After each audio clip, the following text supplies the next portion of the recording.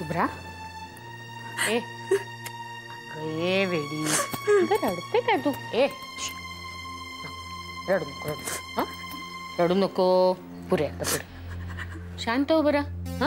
त्या कुसुम वंशांच्या बोलण्याकडे काय तू एवढं लक्ष देतेस? त्यांचं तोंड असंच चालतं. तिने संजेच्या वेळेला घरच्या सुनेच्या डोळ्यात पाणी असणं बरं नाही. शांत. आता मला सांगशील बाळभाऊजींच्या ऑफिस मध्ये कशाला गेली होतीस तू? बाळकाका जेव्हा आपल्या घरी आले तेव्हा यांच्याशी एक शब्दही बोलले नाही. रात्री जेव्हा मी आमच्या बेडरूम मध्ये आले तेव्हा यांच्या डोळ्यात पाणी होतं. माझ्यानं रावलं नाही आई. माझ्यामुळेच या दोघांमध्ये हा अबोला आहे. माझ्यामुळेच बाळकाका चिडलेत ना यांच्यावर. म्हणून मी त्यांच्या ऑफिसमध्ये गेले होते त्यांना विनंती करायला. जी काय शिक्षा द्यायची ती मला द्या, पण यांच्याशी प्लीज आधी सारखं बोला.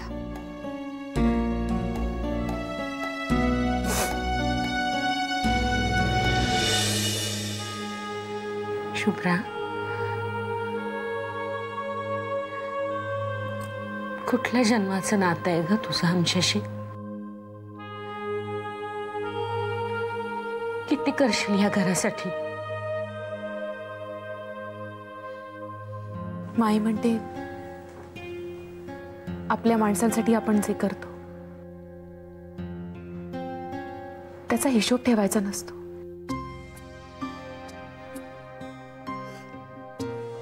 आणि माझ्या जागी जर तुम्ही असता तर तुम्ही सुद्धा हेच केलं असतं, हो ना?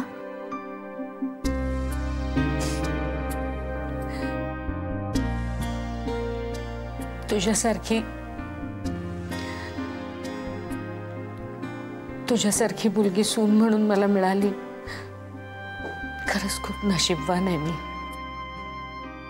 शुभ्रा उद्या अमेरिकेला निघून गेलीस म्हणजे काय होईल ग आमचं? आणि मी नाहीच केले तर?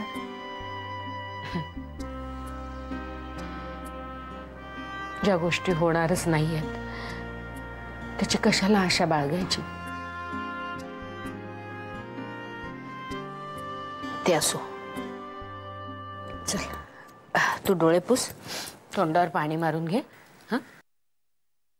मी जाऊन कुसुम वंशांची खबर घेते. नको नको, तुम्ही त्यांना. अगं तू काही काळजी करू नकोस, ते तू माझ्यावर सोड. आम्हाला दोघींना ना एकमेकींच्या नाकाखाली मिरच्या धरल्याशिवाय अन्नच गोड लागत नाही बघ.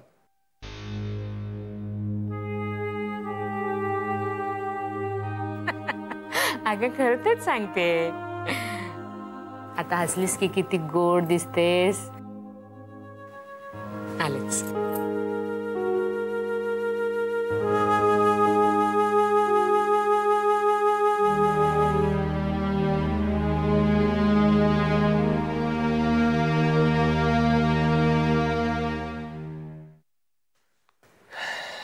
चंदोबा,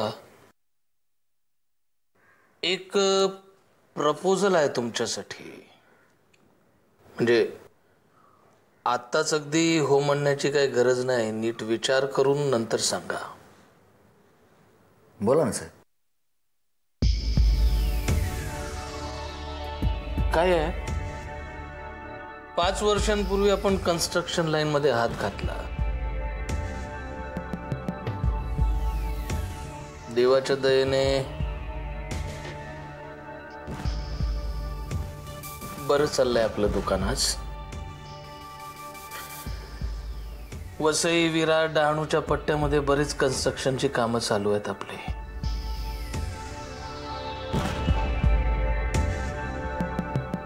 पण त्यात मन रमत नाही रे. दगड, माती, चुन्यामध्ये मन रमत नाही आता.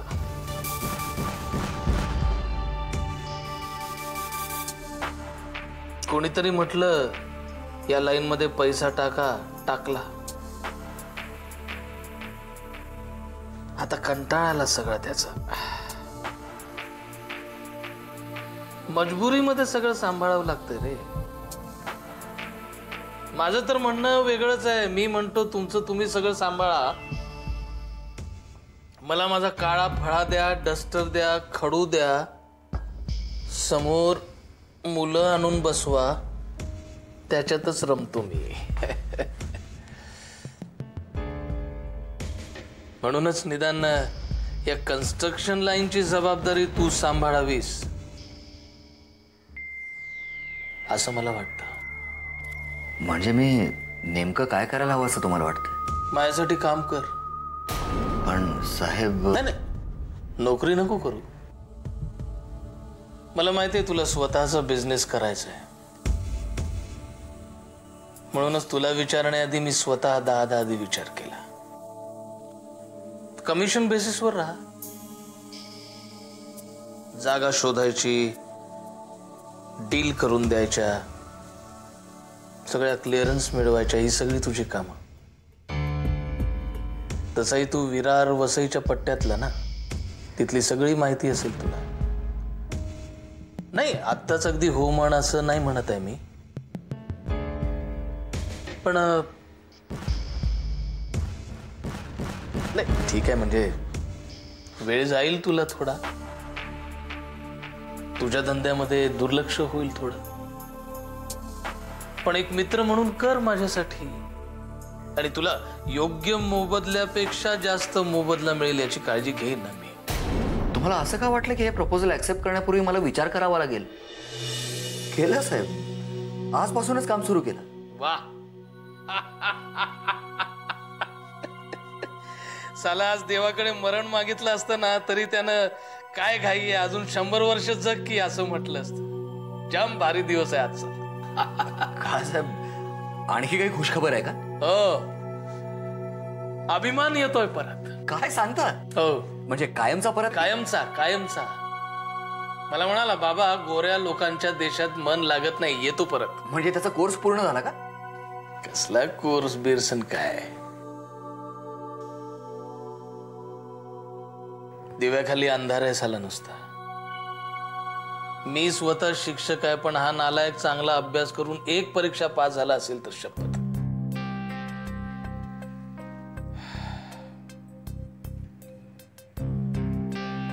हा, त्याला आता त्या कोर्ससाठी इंग्लंडला पाठवला, पण ते फक्त निमित्त. खरी गोष्ट वेगळीच आहे, फुरसतीमध्ये कधीतरी सांगेन. श्रीमंत बापाची बिघडलेली अवलादे झाली, पण काय करणार. हातभर होता तेव्हा त्याची आई गेली, तेव्हापासून मीच त्याची आई, मीच त्याचा बाप. झाले थोडेसे लाड जास्त, पण काय करणार. माझ्या औरस मुलाचेच केले ना, शेजारणीच्या पोराचं तर नाही केले. तर आज जाम खुश आहे आपण. काम सुरू कर चंद्या. तू दुधात साखर घातलीस, तुझे पैशाचे सगळे प्रॉब्लेम मी सॉल्व्ह करतो की नाही बघ. मिसेस सुलभा मोडक? हो, आपण? मी निखिल शास्त्री, मुंबईहून आलोय. मला तुमच्या शाळेतनं पत्ता मिळाला तुमचा. काय काम होतं आपलं? मिसेस राऊतांनी मला तुम्हाला भेटायला सांगितलं. कोण मिसेस राऊत? तुम्हाला सुलेखा राऊत आठवते? सुलेखा? तुमच्या मुलीच्या वर्गात होती, तिची आई. माफ करा, मला या विषयावर अजिबात बोलायचं नाहीये. एक मिनिट मॅडम, प्लीज ऐकून तरी घ्या. आज मिसेस राऊत पुण्याजवळ डॉक्टर अभ्यंकरांच्या सॅनिटोरियममध्ये आहेत. त्या वेड्या नाही आहेत, पण त्यांना वेडं ठरवलं गेलं, आणि याला जबाबदार त्यांची मुलगी सुलेखाच आहे. मॅडम, तुम्ही जर नाही मदत केलीत माझी, तर आणि काही लोकांची गत तुमच्या मनीषासारखीच होऊ शकते. प्लीज मला फक्त 15-20 मिनिटं हवी येतो. या आत या. थँक्स.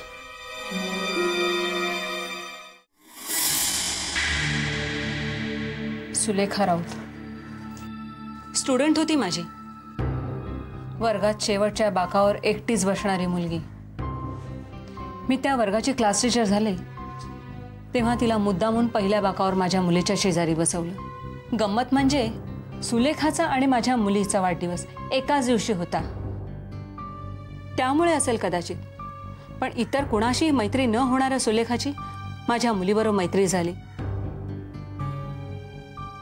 आता असं वाटतं नसती झाली तर कदाचित माझी मुलगी वाचली असती. मॅडम, मनीषा गेली तेव्हा तिचं वय 11 वर्ष. 11 वर्ष 2 दिवस. म्हणजे सुलेखा ही त्याच वयाची असणार. मग एक 11 वर्षांची मुलगी आपल्या मैत्रिणीला बुडवून ठार मारते, हे थोडं म्हणजे थोडं फारफेच नाही वाटत? तुम्ही कधी रिमांड होम मध्ये गेलात मिस्टर निखिल? नाही. मग जाऊन पहा एकदा. वयाचा आणि गुन्हेगारी प्रवृत्तीचा काही संबंध नसतो. पण सुलेखा मनीषाला मारेल असं का वाटतं तुम्हाला? माझी मुलगी मनीषा खूप विलक्षण मुलगी होती. गोड, खेळकर, सगळ्यांमध्ये पटकन मिसळायची ती. स्वतःच्या वयापेक्षा जास्त मॅच्युअर्ड होती ती. कधी कधी ती एकटीच विचार करत बसायची. कधी कधी ती एकटीच रडायची. हुंदके देत नाही हा, पण तिच्या डोळ्यातून घळाघळा पाणी गळायचं. थोड्या वेळाने पाहिलं तर ती कम्प्लीट नॉर्मल असायची. विचारलं तर तिला सांगताही यायचं नाही ती का रडत होती ते. तिच्या बाबतीत आणखी एक आश्चर्याची गोष्ट होती. काय? मनीषाला लोकांची रहस्य कळायची. कसं, कुठून, कधी कळायचं मला नाही सांगता येणार. शाळेत कोणत्या मुलीने खोडी केली, शेजाऱ्यांच्या घरी काय प्रॉब्लेम आहे, तिला सगळं कळायचं. चहाडी कधी केली नाही, पण तिला माहिती असायचं. पण म्हणजे तुम्हाला असं म्हणायचंय की सुलेखाचं एखादं रहस्य होतं जे मनीषाला माहिती होतं? पण अहो, 11 वर्षांच्या मुलीचं असं काय मोठं रहस्य असणार आहे? ही खूप रिलेटिव्ह गोष्ट आहे. आपण लहानपणी एखादी चूक करतो. समजा आईने सांगितलं लोणच्याच्या बरणीला हात लावायचा नाही आणि एखाद्या लहान मुलाच्या हातून ती बरणी फुटली, तर घरी आल्यावर आई आपल्याला मारणार. हे दडपण त्या वयात त्या मुलाला जास्त असतं. नाही, बहुतेक तुला हे पटणारच नाही. नाही, येतोय तुमचा पॉइंट, लक्षात येतोय माझ्या. पण मग सुलेखाबद्दल असं काही मनीषाला माहिती आहे असा अंदाज तरी होता तुम्हाला? म्हटलं ना, नाही. मनीषाला चाहड्या करायची अजिबात सवय नव्हती. तिला खोदून खोदून विचारलं तरी ती सांगायची नाही. मनीषाच्या मृत्यूच्या आधीच 2 दिवस त्यांचा वाढदिवस झाला होता. मनीषा सुलेखाच्या घरी गेली होती. तिथे त्यांचं काय झालं माहित नाही, पण सुलेखाच्या घरून मनीषा आली ती रडतच आली. मी तिला खूप विचारलं, तिने काहीच सांगितलं नाही. तिच्या गळ्यावर फक्त ओरखडे दिसले मला. त्यानंतर सुलेखा 2 दिवस शाळेत आलीच नाही. मी सुलेखाच्या आईला फोन केला. त्या म्हणाल्या की सुलेखाला बरं नाहीये, तिला ताप येतोय. 2 दिवसांनी यांचा स्विमिंगचा दिवस होता. आमचं तिथे भेटून बोलायचं ठरलं होतं. मी मनीषाला चेंजिंग रूममध्ये सोडलं आणि बाहेर आले. तेवढ्यात माझ्या लक्षात आलं की यांनी बर्थडेला तिला सोन्याची चेन जी दिली होती ती तिच्या गळ्यातच होती. ती काढून घेण्यासाठी म्हणून मी चेंजिंग रूममध्ये गेले. तिथे जाऊन बघते तर काय, मी मनीषाला चेंजिंग रूममध्ये सोडलं आणि बाहेर आले. तेवढ्यात माझ्या लक्षात आलं की यांनी बर्थडेला तिला सोन्याची चेन जी दिली होती ती तिच्या गळ्यातच होती. ती काढून घेण्यासाठी म्हणून मी चेंजिंग रूममध्ये गेले. तिथे जाऊन बघते तर काय, आज तुला सोडणार नाही मी Manisha. I will kill you Manisha. आज सोडणार नाही तुला, बिलकुल सोडणार. तुला सोडणार नाही मनीषा.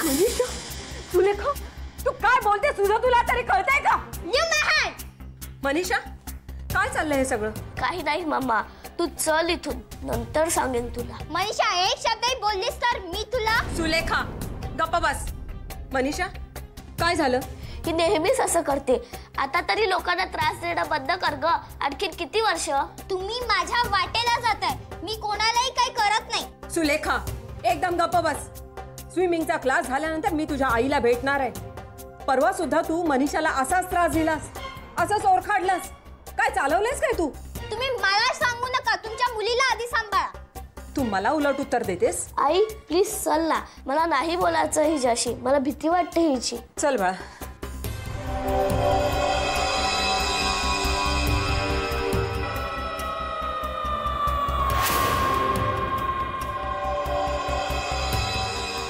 त्यानंतर सगळ्या मुली पोहायला निघून गेल्या. मग मी सुद्धा बाहेर निघून आले. बाहेर मला सुलेखाच्या आई भेटल्या. त्यांना चेंजिंग रूम मध्ये घडलेला सगळा प्रकार मी सांगितला, पण त्या ऐकायच्या मनस्थितीत नव्हत्या. त्या सुलेखाचीच बाजू घेऊन बोलत होत्या. त्यांची ती टेंडन्सीच होती. त्या नेहमी सुलेखाला डिफेंड करायच्या. मी त्यांना समजवण्याचा प्रयत्न केला की कदाचित सुलेखाला काउन्सिलिंगची गरज आहे, पण त्यावेळेला सुलेखाच्या आई ऐकण्याच्या मनस्थितीतच नव्हत्या. माझी मुलगी वेडी आहे असं म्हणायचंय का तुम्हाला? चूक मनीषाची असेल. प्रत्येक वेळेला सुलेखावरच बोटं का दाखवतात? अशा आर्ग्युमेंट्स माझ्याशी करत राहिल्या. मग मात्र मी त्यांचा नाद सोडला. आम्ही बोलत असतानाच आतून गोंगाट ऐकू आला. कुणातरी मुलीचा ऍक्सिडेंट झाला असं कुणीतरी ओरडत बाहेर आलं. म्हणून आम्ही सगळ्या पेरेंट्स आत धावत गेलो. माझ्या ध्यानीमनीही नव्हतं. माझी मनीषाच. प्रचंड गोंधळ माजला होता तिथे. पूल जवळच एका ठिकाणी घोळका जमला होता. कुणी ॲम्ब्युलन्सला बोलवायला धावत होतं, तर कुणी गर्दीला बाजूला करत होतं. त्याच वेळेला माझी नजर तिथे गेली. ती तिथे निश्चित पडली होती. माझी मनू पांढरी पटक पडली होती.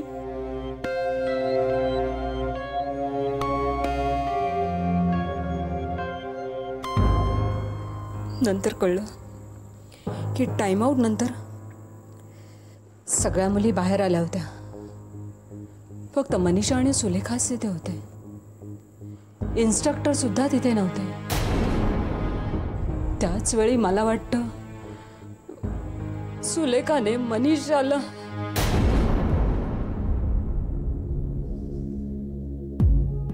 Ma'am, I am sorry. हे बघा, मला तुमच्या जखमेवरची खपली काढायची नव्हती. I am really very sorry. पण तरीही माझा अजून एक प्रश्न आहे. सुलेखाला मनीषाला मारताना कोणीही पाहिलेलं नाही. त्या दोघी एकत्र टँकमध्ये होत्या एवढंच माहिती आहे. बर्थडेच्या दिवशी भांडण झालं. चेंजिंग रूममध्ये मारामारीपर्यंत वेळ गेली होती. सुलेखाचा स्वभाव, मनीषाचा स्वभाव, या सगळ्या स्वतंत्र फॅक्ट्सवरून तुम्ही हे कन्क्लुजन काढताय मॅडम की सुलेखानीच मनीषाला मारलं असेल. पण ही केवळ एक शक्यता होऊ शकते ना. आणि दुसरी ही शक्यता आहेच की मनीषाचा मृत्यू हा खरोखरच एक ऍक्सिडेंट होता. मनीषा खरंच बुडून मेली. मागे वळा. सॉरी, मागे वळा.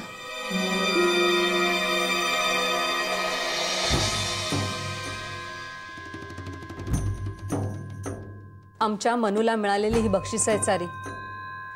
कशासाठी माहितीये? Under 15 district level swimming championship awarded to Kumari Manisha Modak. 4 वर्षाची असताना तिच्या वडिलांनी तिला टँकमध्ये ढकलून दिली. त्याच्यामुळे ती बुडून मरणं कधीच शक्य नाही. तिचा मृत्यू दुसऱ्या कोणत्या कारणाने झाला असता तर मी तो अपघात म्हणून स्वीकारलाही असता. पण बुडून कधीच नाही. कारण शी वॉज अ स्विमिंग चॅम्पियन.